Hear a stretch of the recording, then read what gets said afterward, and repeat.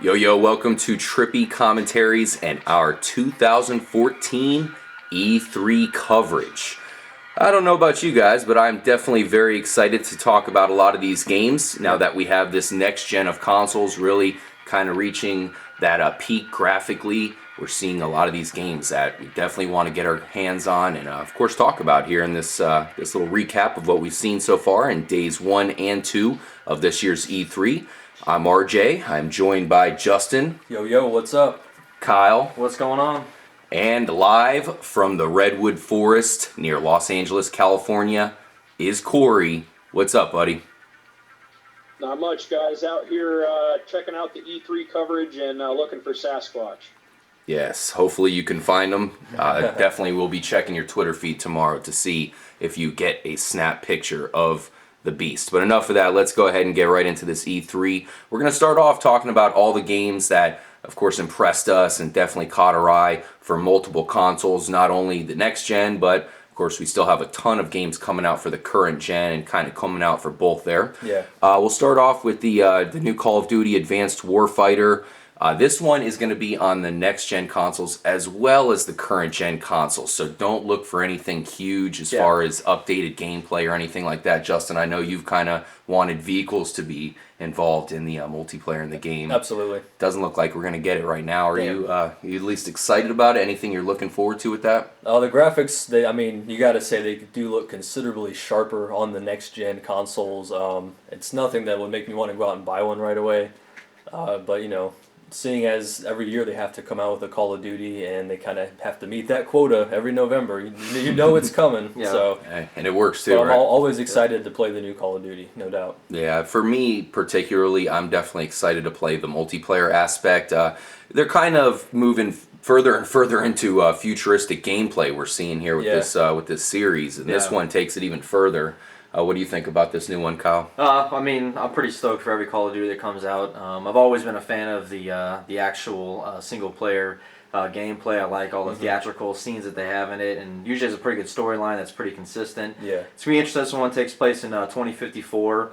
So we're going to obviously see new weaponry that we haven't seen before. Always good. So I'm going to be fun. Yeah, it's going to be good to see. And I heard Kevin Spacey's in it too. That's kind of pretty crazy. Yeah, no new Kevin Spacey information during E3, but it is kind of cool to have that star power there, an actual good actor in there as we look at him right now. In his role, he definitely looks good.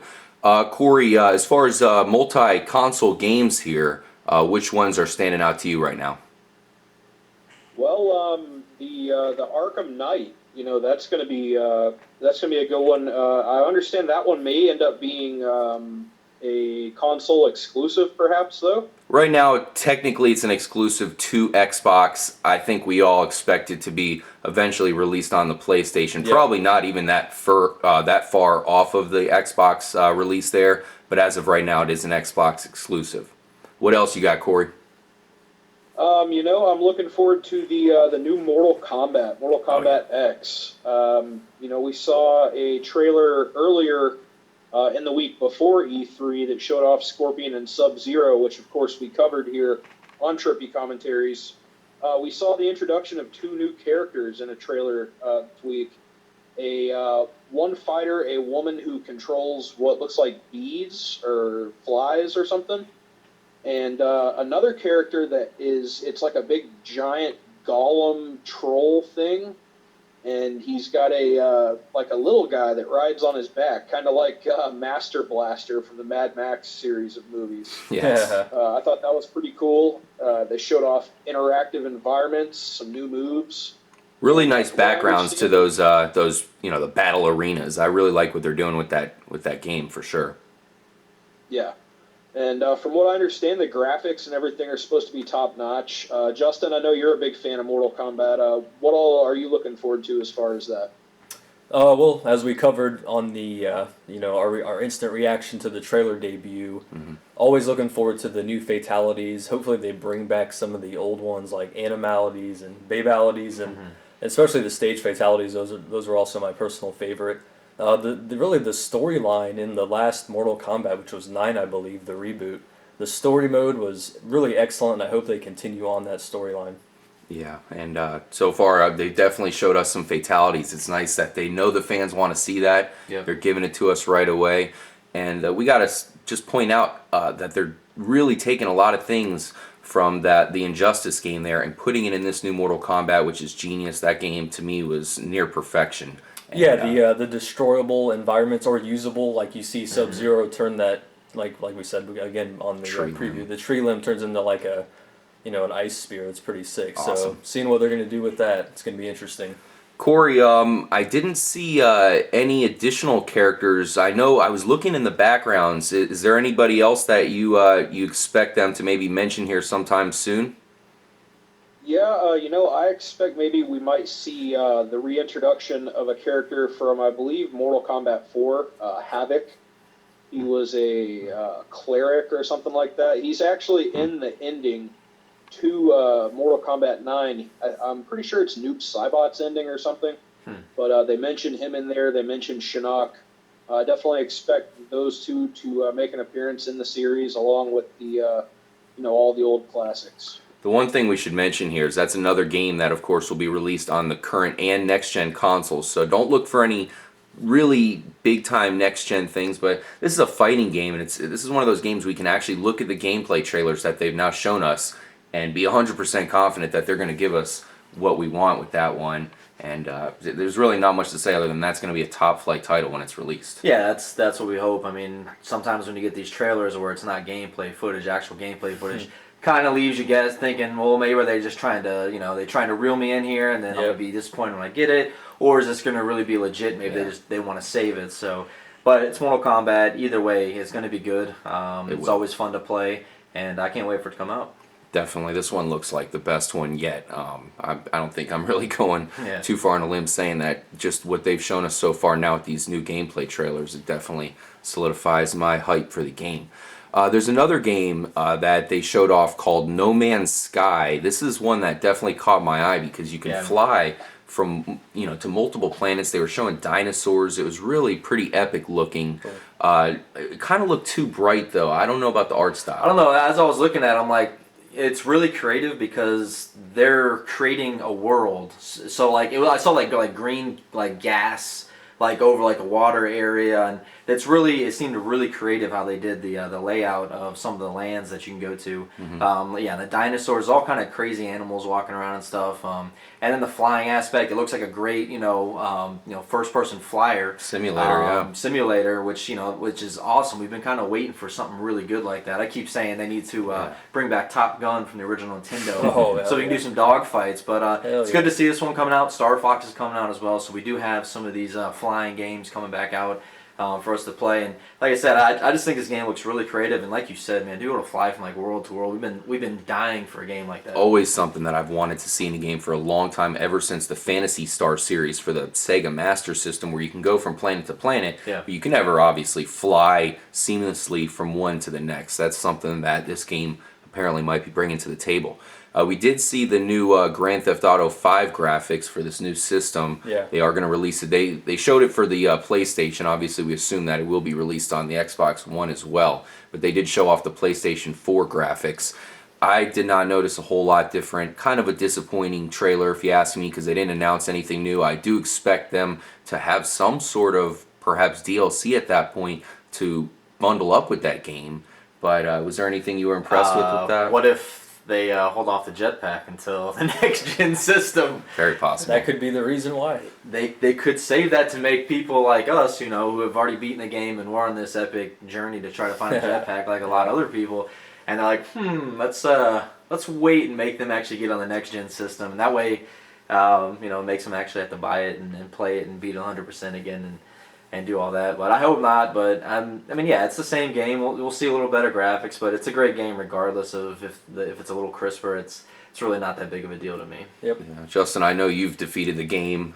In fact, you probably haven't been playing it as much just because you've conquered it already. Is there anything that they could do to make you buy it on a next-gen console as well as already having your Xbox version already? No, not really, unless they drastically improve the graphics or add a whole nother dimension, like we've been saying jokingly, kind of like have an Alien Invasion DLC or something. Yeah.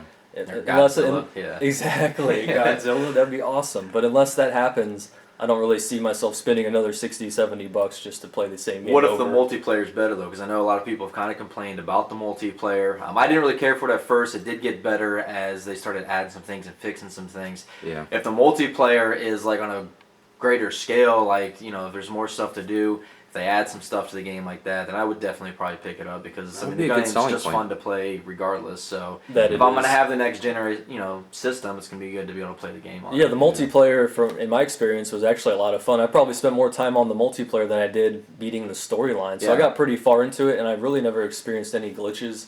So Nice. it was a lot of fun to play. Again, what else could they add to the game? It's one of the best games of all time. Yeah. Another game we really have to talk about here is the new Assassin's Creed Unity, which is going to take place in France. They announced a new character who, obviously all three of us here, and Corey as well, have played the hell out of Assassin's Creed, and that's one thing I was really interested to see was who's going to be the new character. He looks pretty badass. He's a Frenchman named Arnaud Dorian, so definitely looks interesting. Corey, what did you think about that trailer? Well, I only got to see part of it. I did note that the developers have said that this is supposed to be the largest world we can have to explore in the history of the series. Nice. Of course, it's set in Paris. I did notice that they said this would be a next gen only, so we're only Huge. going to see this apparently on the Xbox One as well as the PS4. They also mentioned that there's going to be a 4-player co-op mode, which sounds kind of cool. That's awesome. Does sound cool. Definitely, we've seen, because this is Ubisoft, the same guys who made the Splinter Cell series, and we've seen this kind of stuff in Splinter Cell. Also stealth, big time co-op, basically entire campaigns where it was a lot like single player. It was kind of combined with the single player game. Yep. It was just fantastic gameplay, so we know Ubisoft can do this, and I definitely like what I see so far. What do you think, Justin? To me, let's see if they can rebound with this one because, we beat the Ezio trilogy. We got into Assassin's Creed 3. That was pretty good. There was a lot of glitches in that game. I honestly, I did not have the appeal to go, or the motivation to go buy Black Flag. I just didn't really want to play it. I wasn't into the ship aspect of 3. So, bringing in the French Revolution and the historical overtones with the game, which is really what drew me to the original 2. Yeah. So, Oh, yeah. see what they can do. Yeah, the sights and everything. I mean, it was cool, and obviously in 2 where we were in Italy, when you see stuff like you get to go to the Rome and all this stuff where you really want to see it in real life. The Caribbean islands, it's like, I can't really think of anything over there I want to see. I like the pirate ship aspect from 3. I thought it was fantastic, but actually make an entire game out of it, that's a little bit of a stretch. And I thought the way you said, where you're kind of like, the motivation, it says a lot about, this game's are kind of you wrap your mind around it. They're really intricate. They really got a lot going on. So to start a whole new adventure really takes a lot. And I think speaking for myself, I just kind of got burned out on the series because they were releasing, one every year. That said, I'm pretty fresh, and I love the fact that this is next gen only. That means a lot to me. We saw all of the people in the trailer. They're really going to kind of do probably a lot of stuff they wanted to do on this gen and take it to the next level with this next gen. Yeah, this is like my top game that I'm looking forward to coming out. With it being on next gen, like Corey had mentioned, it's going to be the largest level, largest map that they've had in the series, which is pretty big because the other ones were pretty enormous themselves. I can't wait to see. They do such a good job with recreating the cities. We're going to see Paris, and it's going to, it's going to be a pretty close to replica of it. And just being able to run through buildings. I heard on this one you can actually go inside a lot more buildings. Now they promised that before, but I think this time they're finally going to be able to do that because it's a next gen system. I'm expecting a lot from this game. Yep. I like that you have the multiplayer aspect. It'd be awesome going in with like 4 guys. They have some missions based out of it. Setting it up because there's so many different ways you can execute a mission. That's what I love about this game. You could play this game 3 times in a row and play the game completely different and do it completely different every time. So this game, the graphics look ridiculous. All the moves look awesome. It looks very fluid, which it already was pretty damn fluid for a game that you're climbing stuff. But they bring in the catacombs in this game, which is going to be ridiculous. It's going to be a lot of. That's what I like this game so much, is because you have to use your mind. You have to think, how am I going to get through this area, and just really different. A lot of aspects of the game, a lot of different things you can do in the game. And Ubisoft, they've never let me down. I didn't really care for Black Flag, right? Mm-hmm. I didn't really care for it so much because I liked the pirate ship stuff, but I liked it sparingly. I liked, okay, I want to go do this mission and I'm gonna do that. Likewise. I have a whole game kind of based on that. Just Right. kind of got old to me. I played it. I got maybe halfway through, and it didn't have the appeal. Which is fine. It's kind of hard to recreate or outdo what they did with the previous three. So I think they can do it with this one, and I think they will. I think they have. The trailer shows that. The graphics are just so sick. My one complaint about the trailer, real quick. What's that? They did a cover. The song they use in the background is a cover of one of my favorite songs of probably all time by Tears for Fears called Everybody Wants to Rule the World. Really? And they just butchered it. I'm just not a fan of companies remaking songs for their trailers or whatever. So take that away, and that's like a 9.5 trailer for It probably won't be in the game, so you'll be all right. All right. Another game we really got to get to here is this new Alien game, Alien Isolation, that's made by the same guys who made the past Alien game that really kind of let us all down. That was another game that they showed off in E3, and we were like, guys, this is going to be it, and it was completely terrible. Yep. But this one, they're taking a good angle. They're actually turning it into a survival horror game. You're actually, Very of nice. course, the daughter of Ripley from the first one there. Cool. And so that's a good angle. It's really kind of on the tails of that first movie. It's based off of Alien there, and we're all huge fans of survival horror the survival horror games here. Corey and I played the hell out of Resident Evil. Justin, I know you beat Dead Space. Yeah. That's it. Corey, do you think Alien Isolation could possibly be another good survival horror game for us? Yeah, I mean, it's definitely the movie series is really really well suited for that genre of gaming, man. I mean, you've got the villains, the aliens, Xenomorph. and of course, you're stuck in space. So I mean, it's going to be interesting to see how well they can really create that sense of isolation into this game, and that was always one of my favorite things about the Resident Evil series is that it really gives you that vibe, if you kind of get immersed in it, that, oh my God, all shit has hit the fan and I have to survive. Yeah. That's definitely one of my favorite things about the genre. And it's funny because you think with the Alien series, it's so perfect for a great video game. And so many games have been based off of it. The Metroid series was kind of born from the Alien movie. The Space Marines and Halo, for fuck's sake here. There's been Alien references left and right, but we've yet to see a good Alien game. It's been the ultimate cock tease here. Possibly this is definitely the direction to take it. We'll see what happens here. Last game we'll talk about here real quickly in this part is this new UFC game. Of course, the EA UFC. Corey, I know you were pretty excited about that one. Yeah. I saw a trailer where we got to see, I believe it was BJ Penn taking on one Bruce Lee, who is apparently going to be a featured character in the game. They showed, a lot of really fluid gameplay that it reminded me less of the last EA MMA game and more of the Fight Night Champion style, the really, really fluid, almost cinematic fighting. I think it's going to be a great game. I'm a fan of the mixed martial arts, the sport, and I'm also a fan of the fighting game genre. I love Bruce Lee. They showed off some really cool interactive moves where Bruce Lee basically vaulted off of the octagon, the cage, and kicked BJ Penn right in his face. Nice. So that'll be an interesting dynamic that they add to this. Yeah, that'll be sick to be able to use Bruce Lee.